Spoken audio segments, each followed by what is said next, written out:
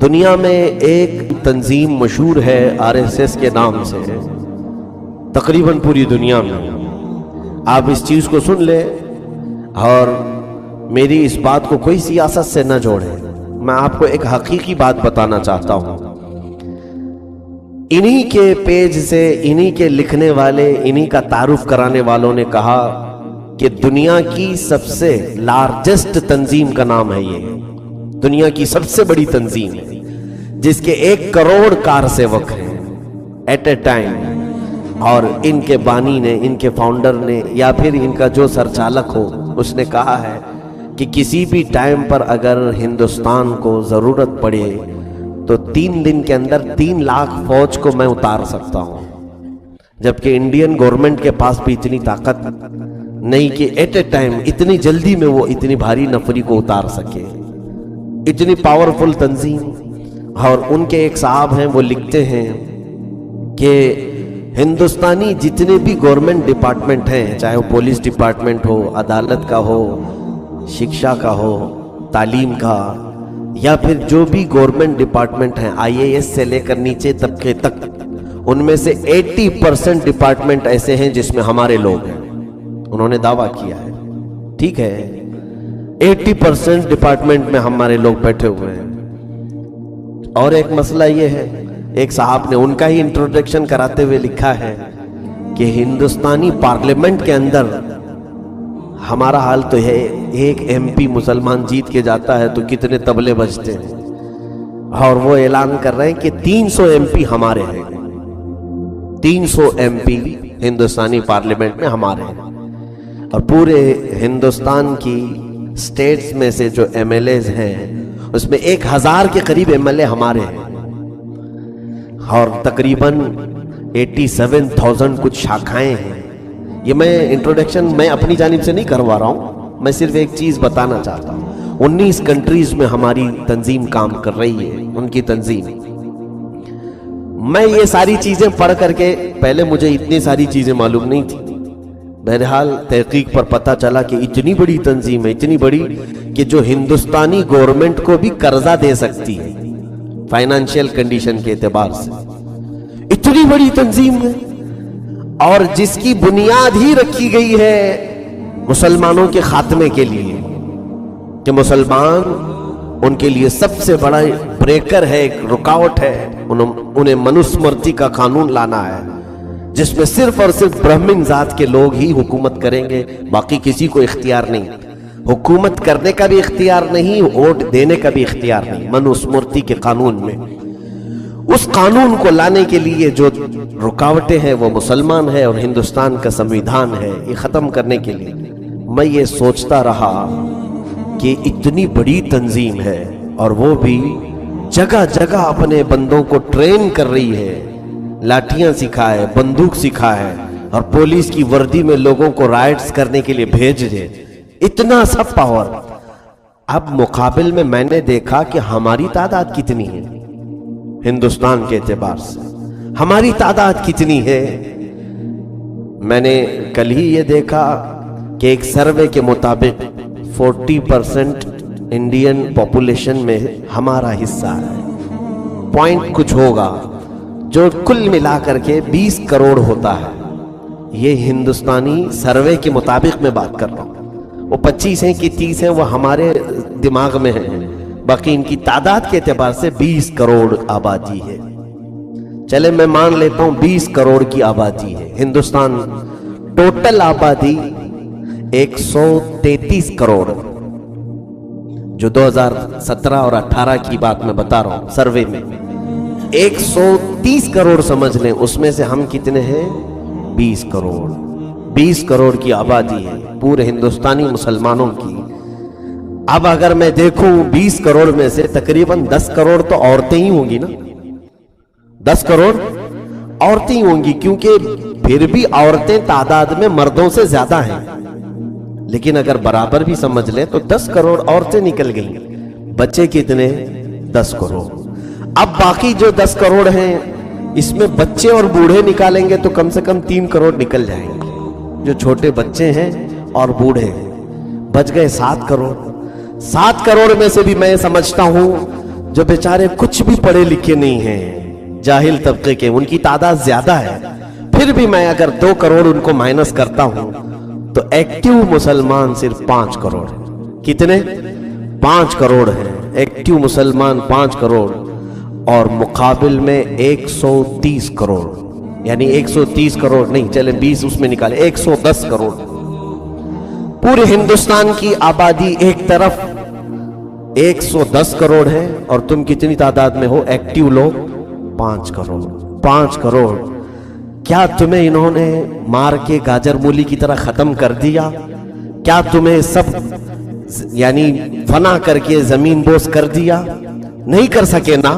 इतनी बड़ी तंजीम है जिसके पास फौजी बटालियन है, जिनके पास फाइनेंशियल कंडीशन बहुत बड़ी है, डिपार्टमेंट में तकरीबन 80% इनके लोग हैं, और कंपैरिजन के एतबार से हम 5 करोड़ और वो 110 करोड़। अल्लाह ने जो वादा फरमाया है वो 10% का है। अल्लाह ने जो वादा फरमाया है वो 10 गुना का है कि अगर तुम 10 हो तो 100 पर गालिब करूंगा। या अल्लाह, हम तो यहां 5 है, तू 100 पर गालिब किया है। 5 है फिर भी बचा करके रखा है, बचा करके रखा है। तुम अगरचे गालिब नहीं हो, मैं ये कहता हूं अगरचे तुम गालिब नहीं किसी के ऊपर, लेकिन इतना तो है कि वो तुम्हें बाज़ाब्ता कत्ल करने के लिए तुम्हारे माशरे में आ तो नहीं सकते। इतनी बड़ी तंजीम है, वो कब के खत्म कर जाना चाहिए था। कौन बचा कर रखा है? इसी को कहते हैं नस्रुल्लाहि वल फतह। यही है ताईद इलाही। बंदे हमेशा क्या समझते हैं? अबाबिल आ जाए, फरिश्ते उतर जाए। ए मेरे अजीज, हिंदुस्तान में जो मुसलमानों की अजानें हो रही है ये नुसरत इलाही है। हमारे जो सलातो सलाम हो रहे हैं ये नुसरत इलाही है। हम शान से अपने अमामों के साथ घूमते हैं, ये नुसरत इलाही है। हमारी दाढ़ियां सलामत है, ये नुसरत इलाही है। ये अल्लाह की मदद नहीं है तो और क्या है? अल्लाह की मदद हमारे साथ है, तुम एहसास नहीं कर पा रहे हो। इसीलिए किसी बुजुर्ग से पूछा गया, आपकी बड़ी करामतों में से क्या है? उन्होंने कहा, मैं जो जमीन पर जिंदा हूं यही बड़ी करामत है। मैं जो इस जमीन पर बाकी हूं यही मेरी बड़ी करामत है। वैसे देखा जाए तो ये आप सबको आज अल्लाह ताला ने ऐशो आराम के साथ जो रखा है, तुम क्यों मायूस होते हो? क्यों मायूस होते हो? ला तकनतु मिन रहमतिल्लाह। अल्लाह की रहमत से ना उम्मीद हरगिज ना होना। वो गैब से तुम्हारी मदद किया हुआ है, इसलिए तुम आज हिंदुस्तान में जी रहे हो। अगर अल्लाह अपनी मदद उठा लेता तो यहां वो हमसे 10 गुना ज्यादा नहीं, 20 गुना ज्यादा है। हमसे 20 गुना ज्यादा है। खत्म करके पूरे हिंदुस्तान पर वो अपने झंडे लहरा देते। नहीं हो सका ना, नहीं हो सका। यही तो तादाद बदर की थी, 313 थे, हजारों पर गालिब थे। अल्लाह रब्बुल इज्जत ने उनके चेहरों को सलामत रखा था। ये और बात है कि फरिश्ते उतारा था। लेकिन अब मैं आपसे ये पूछना चाहता हूं, बदर में, जंग बदर का वाकया सुनते रहे ना, बदर में फरिश्ते उतरे थे, पहले 3000 फिर 5, यानी 2 फिर उतर गए, पूरे 5000 फरिश्ते अहले हक की हिफाजत के लिए उतरे। बात सही है। जंग बदर में फरिश्ते उतरे, मदद किए। कौन बताया ये? किसने कहा कि फरिश्ते उतरे थे? रसूल करीम सल्लल्लाहु अलैहि वसल्लम ने बताया ना। कुरान पाक की आयतें उस वक्त उतर रही थी, हुजूर सल्लल्लाहु अलैहि वसल्लम, सहाबा ने तो नहीं कहा कि हमारे आगे पीछे फरिश्ते चल रहे थे और हम जंग लड़ रहे थे। सहाबा ने नहीं कहा, हुजूर ने फरमाया कि तुम्हारी मदद के लिए फरिश्ते उतरे थे। वो नबी थे, फरिश्तों को देख रहे थे, इसलिए उस वक्त हुजूर ने फरमाया। और आज कोई नबी नहीं है जो फरिश्तों को देखे। ये क्या नामुमकिन नहीं है? मेरा मौला अब भी हजारों फरिश्तों को हमारी मदद के लिए उतारा हो। अब हमारी निगाह नबूवत तो नहीं है कि हमारे आसपास कहां फरिश्ते हैं। अल्लाह आज भी उतार रहा है, लेकिन वो जमाना था जब नबी ने देख करके बता दिया। आज बताने वाले आंखें नहीं है। हो सकता है यकीनन मौला अपने रहमत के फरिश्तों को हमारी ताईद के लिए आज भी उतार रहा है।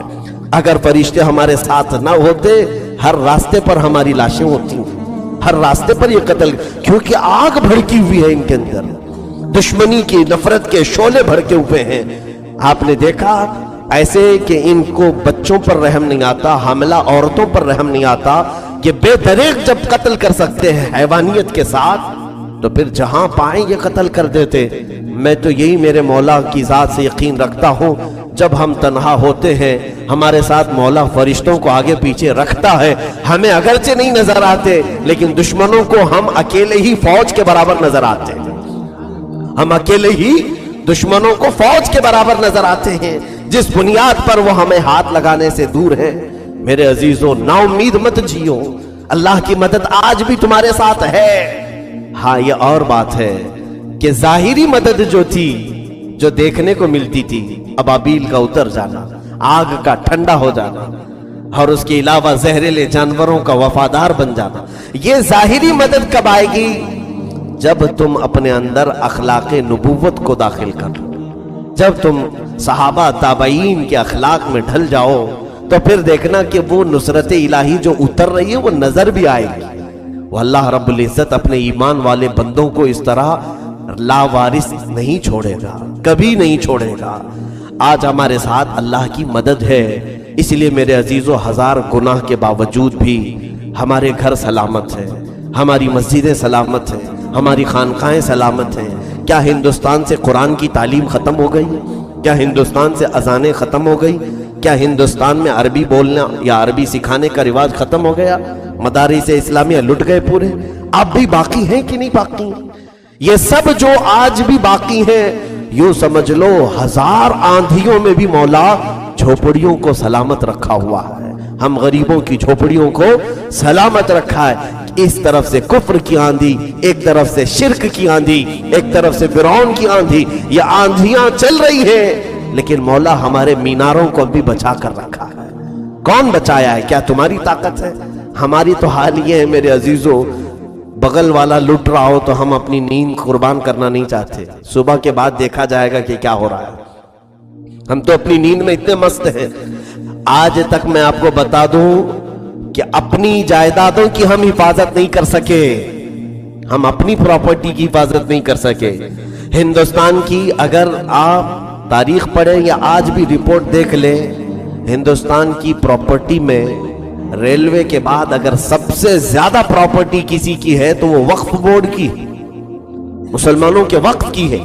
لیکن مسلمانوں کی ملکیت میں اس میں سے شاید 70% پر دوسروں کا قبضہ ہے تقریباً. کیوں؟ اس لیے کہ ہم بچا نہیں سکے. یہ تو ہمارے اعمال ہیں، ہم اتنے کاہل اور لاپرواہی کی زندگی گزارتے ہیں، اور ہم سے، تمہارے سے اور ہمارے اعمال سے ہم نے اسلام کو بچا رکھا ہے. یہ مسجدیں ہمارے اعمال سے بچی ہوئی ہیں، قرآن ہمارے اعمال سے بچا ہوا ہے. یہ سوچنا مت. اللہ تعالیٰ اپنے بندوں کی نصرت ہمیشہ کر رہا ہے اور اللہ کی مدد سے یہ سب کچھ بچا ہوا ہے. لیکن اگر تم بھی تھوڑی سی محنت کر کے آگے بڑھ جاتے کہ میرا مولا ان آندھیوں میں بھی مجھے حفاظت سے رکھا ہے، کاش میں حقیقی مومن بن جاؤں، تو پھر مولا تبارک و تعالیٰ ظاہری مدد بھی مجھے نظر دکھا دے گا اور مجھے غالب کر کے رکھے گا. یقیناً اس کا وعدہ ہے، وَلَا تَحِنُوا وَلَا تَحْزَنُوا وَأَنْتُمُ الْأَعْلَوْنَ إِن كُنتُم مُؤْمِنِينَ. اللہ فرماتا ہے تم گھبراؤ مت، تم پریشان مت ہو، تم غمگین مت ہو، غم مت کرنا. انتم الاعلون، اللہ کا وعدہ ہے تم سب سے بلند رہو گے. اللہ نے جب فرما دیا میں بلند کروں گا تو کون ہے جو اللہ کو روکے؟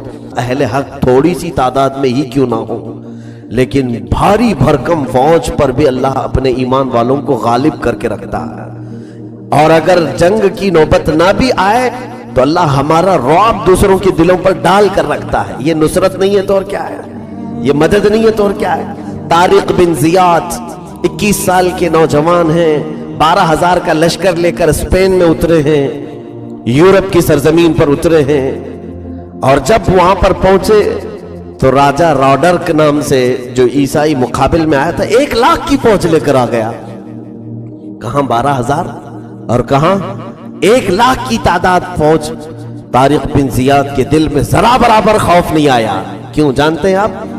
قرآن میں اللہ نے وعدہ فرمایا اِن یکم منکم 20 صابرون یغلبوا 200.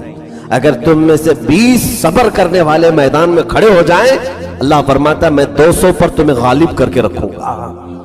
کتنے % پر غالب کرے گا؟ کتنے %؟ 10% ہو جائے. تقریباً 20 میں سے 10%، 20 لوگ 100 میں 200 میں سے 10%, 20 लोग ہیں. اللہ نے قرآن میں یہی فرمایا ان یکم منکم 20 صابرون، اگر تم میں سے 20 لوگ صبر والے ہوں، یغلبوا 200، 200 پر بھاری کروں گا، یعنی تم اپنے سے 10 گنا پر بھی بھاری ہو جاؤ گے. یہ وعدہ تھا، اسی لیے ان اصحاب کو یقین تھا، میدان سے وہ ہٹے نہیں، کیونکہ 12,000 ہمارے پاس ہے اور اللہ نے وعدہ 10 گنا زیادہ کا فرمایا. ہم لوگوں کو اللہ کی مدد کے اعتبار سے تو 1,20,000 سے مقابلہ کرنا چاہیے، مقابل میں تو 1 لاکھ ہی ہے ابھی بھی. ان کا یہ یقین تھا اللہ کی ذات پر. اللہ نے 12,000 کی اگر مدد کرنا ہے تو کتنے کے ساتھ کرائے گا؟